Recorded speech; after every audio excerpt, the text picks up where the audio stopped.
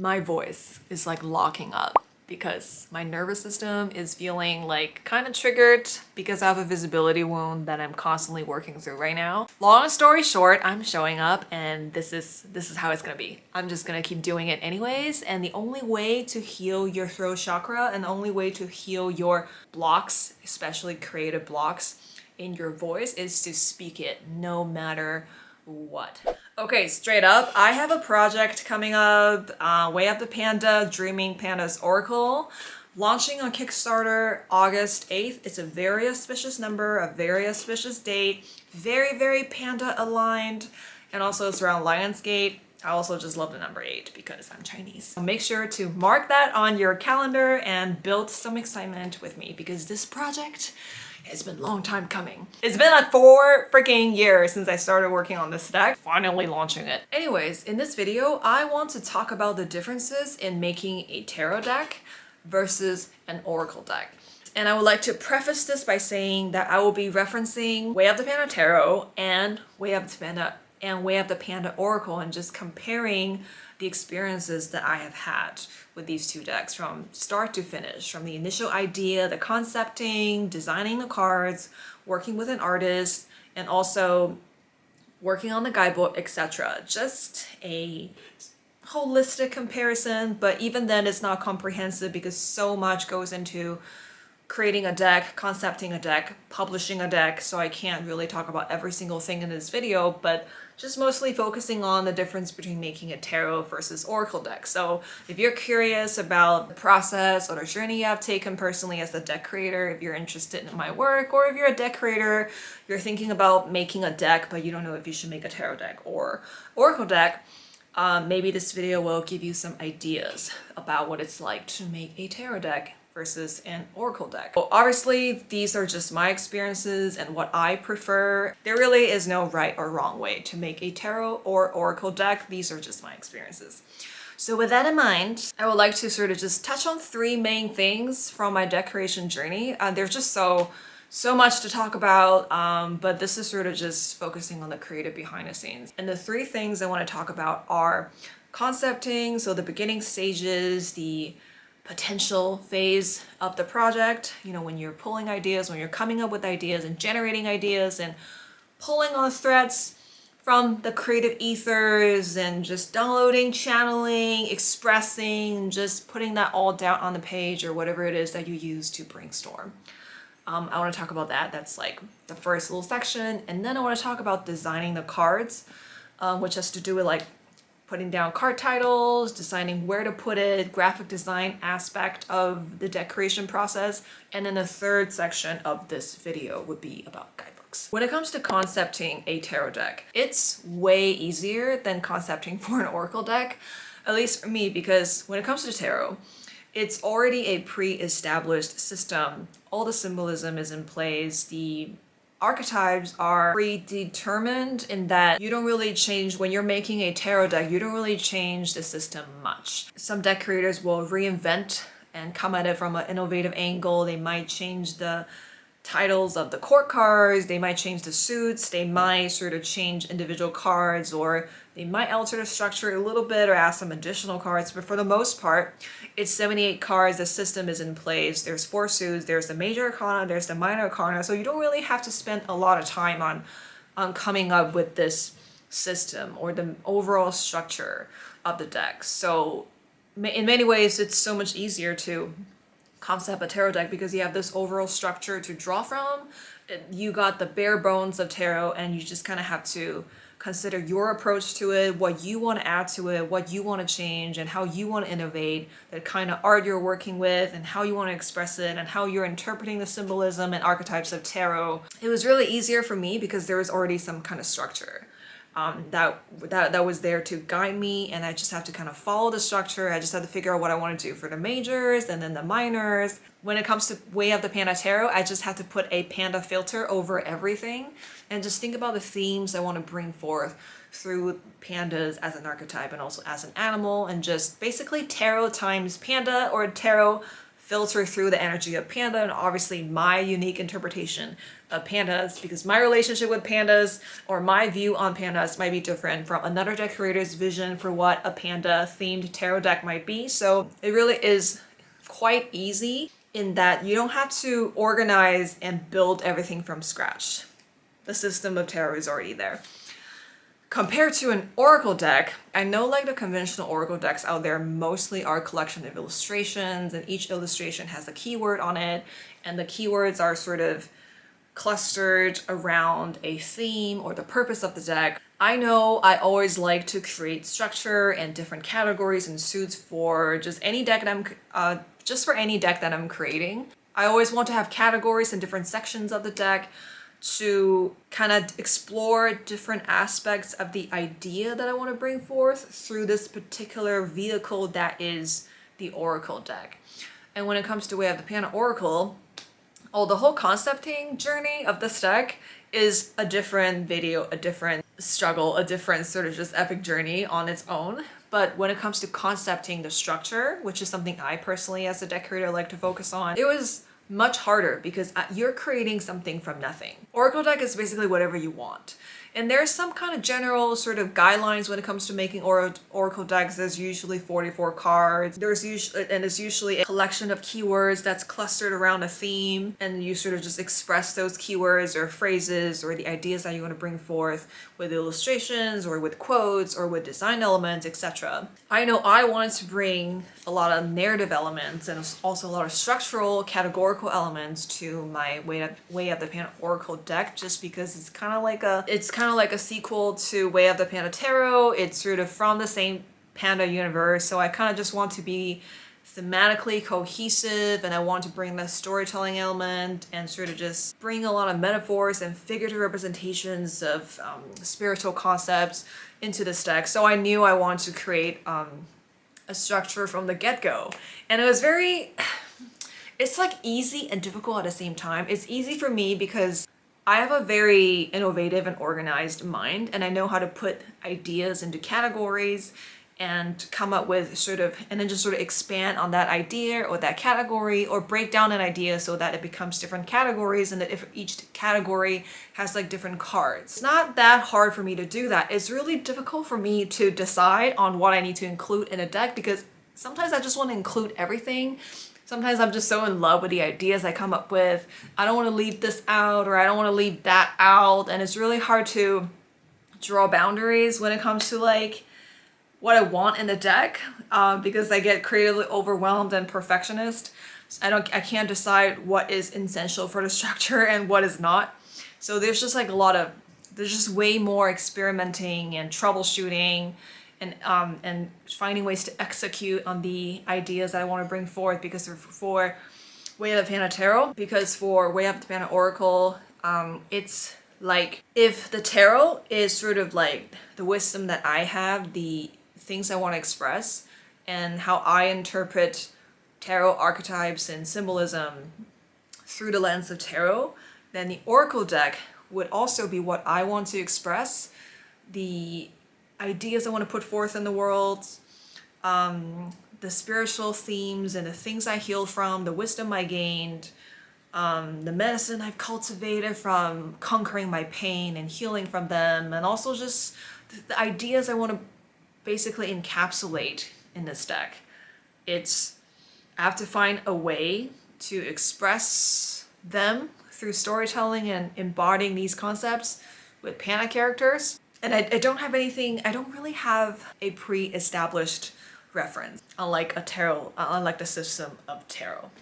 So that's like the first thing. Like when it comes to concepting, the Oracle deck is definitely like, you get the freedom of doing whatever it's like pros and cons, right? Like you get the freedom to do whatever you want, but at the same time, when there's no boundaries and parameters and you get to decide, sometimes it sort of becomes really chaotic, and you have to like really put your foot down on like, okay, we are sticking with this concept, we're not changing it.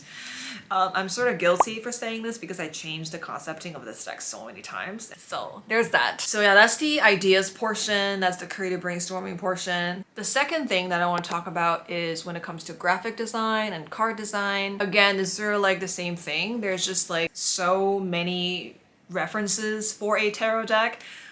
There's so many tarot decks out there, and pretty much all the tarot decks will follow the same graphic design format, as in like you had the illustration of the tarot deck, and then you have the card title, you might have a border.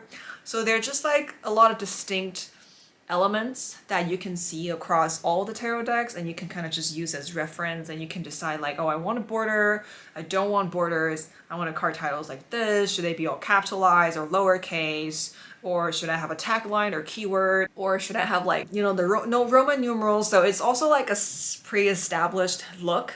So once again, I have a lot to draw from, and it was just very easy to make creative and it was easy to make creative decisions, and it was easier to execute because you can just follow this template in a way. Oracle decks is totally different because there's just so much, it's like a blank space. There's like a lot of room for me to innovate, and in that I have some something pre-established to draw from as well, because I already made the tarot deck for this series. I wanted to have a cohesive look. So when you look at the cards, you can see like this oracle is from the same Pandaverse, and you could sort of like put those two together, but at the same time I want to innovate, and I'm just like, and yeah, again, it's just, there's like a lot of creative decisions to be made. Like, should I include a border to make it look more aesthetic in a different way? Because I want to challenge myself to always bring something new and do something different when it comes to. And the oracle deck is a little trickier when it comes to spacing, because not only do I have to have the card titles,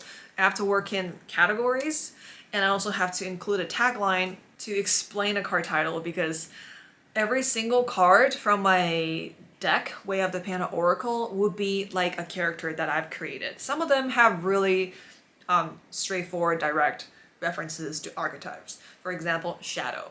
The panda's name is Shadow, and when you see Shadow, I think you already know he represents the ego or shadow work or the shadow realm. So that one is not particularly hard, but a lot of the other characters are original. And even though they don't come from like a cultural vacuum, I think if you follow me and the content that I make, you would know kind of what I'm referencing to, and a lot of them aren't that obscure, but at the same time I have to convey that information on the card, and I have to do it in a way that's like space conscious. I don't want to write something that's too long. I don't want to write something that is going to screw up the spacing in between the card titles and then the taglines. There's just like more things to consider, because for this oracle deck I have to add a tagline. So do I put it on the top or the bottom?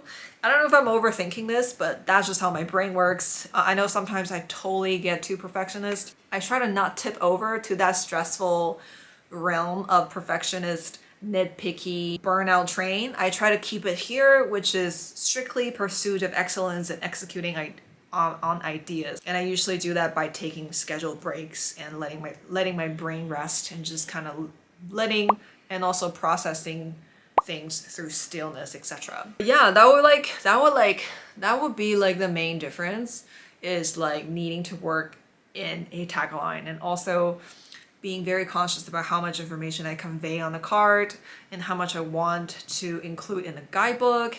Like, how can I took a lot of great effort in coming up with the taglines for each card in the Dreaming Pandas Oracle, because I need people to see the card and immediately know and have an idea about what this character is about, because it would just be annoying if they see the card and they wouldn't be able to get to know what the character is, and they have to like flip through the guidebook and figure it out, and it's gonna interrupt the flow. Like, I really want to endear this deck to whoever's using it. I want to make sure it's very accessible, it's very easy to use. So one way to do that is to be very, very concise, at the same time not sacrificing my poetic language or the way I kind of put words together. So it was like kind of tricky, but I did it. I think it was definitely within my wheelhouse. That was one of the things I'm really good at. That's one of the things that I don't have to spend a lot of time on because it comes really naturally to me. But yeah, it's definitely more conscious effort in thinking about what I put on the cards and how much information I should convey and how I can convey it versus tarot. Everyone has a, you know, pretty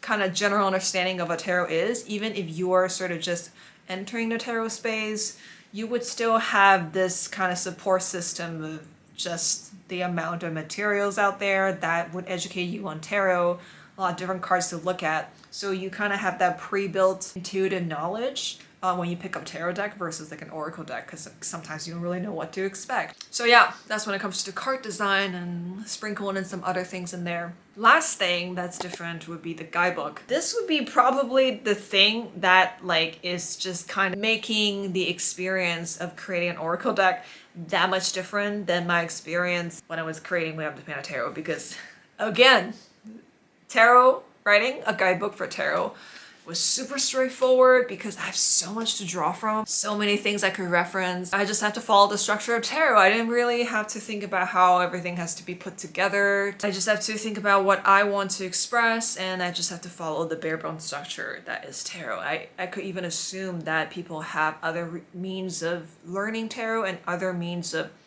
just learning about tarot and studying tarot, about how to interpret, just, you know, using the internet or using other guidebooks that they have. So I could sort of afford to not explain as much. I can just assume that there is like a basic understanding of what tarot is and how to do tarot cards and means to research them. Oracle deck is different. For my oracle deck, it's very like a unique world. Everything is kind of, it's not like, again, not existing in a vacuum, because there's a lot of crossover. There's like a lot of common archetypes, like the inner child archetype, the shadow archetype. There's concepts of destiny. There's concepts of like having your inner sort of creative talent. And also there is a panda called Chief, and he represents our brain and our central nervous system, and also just our logical functions and etc. So it's not like, oh, only I would know what this deck is about. I have to explain this world. I have to make this world accessible to whoever that's going to be using the deck, and I took great pains in concepting the guidebook because the cards were actually done 3 years ago. I was stuck on a guidebook for a long time, and for many reasons. If you are wondering why, you can check out my next video. I'm probably going to be talking about it in a blog post as well, and if you've been following me on my Patreon, if you join my community for the brief 6 months that I did it, and also if you're in my Discord community, you probably have been following me on this creative journey. That was really the hardest thing, because like just deciding on what the parameters are when it comes to what to include and which direction I should take, because when you are given the space to do anything and everything, sometimes that's actually harder. You would think that, oh, without any restrictions, it would be easier for you to come up with whatever it is that you come up with, but without like any kind of parameters or boundaries, you're just left with, you can do whatever you want. That you can come up with one version of what it is, whatever it is that you want to do, and then you can just be like, oh, that's not good enough. I'm gonna do something entirely new, or I'm gonna do something completely different now, or actually no, that's not what I want to convey. I want to switch my angle, or I want to like do this and that, and then you give yourself like analysis paralysis and creative overwhelm. So that's kind of been my sort of journey with this deck, among other things. The guidebook is an important part for me when it comes to deck making, because without the guidebook, it really just is a pile of cards with some pictures and words on it. I want to imbue my creations with as much meaning and personality and purpose as possible to leave my unique mark on the world, so to speak. And yeah, but like other than some logistical differences and thematic differences and just the different parameters you have to draw, it really is not that different. Like the whole production process, you know, talking to the printer and also figuring out the sizing, the different specs, that has remained the same. That hasn't changed much. It's just like the same. Once you've been through it once, then you kind of have an idea, and then you just sort of rinse and repeat with your printer, sort of thing. For me, each deck is a creative portal and threshold that I have to walk through. And I've said this before, I will say it again and again, when you create something, it creates you as well. Wanting to create Way of the Panda, Dreaming Panda's Oracle, it really started out as like a cute sequel idea. I didn't think it was gonna take me to where it took me, but now that I look back on the whole journey that I've been sort of struggling, reinventing, just exploring and executing and redoing a lot of concepting and just this whole creative journey, it really lines up with what this deck is about. I know I've been really stingy with updates, not because I didn't want to give them, but because I was just overcoming some struggles when it comes to being and feeling visible, and also just sharing my creations with the world and things like that.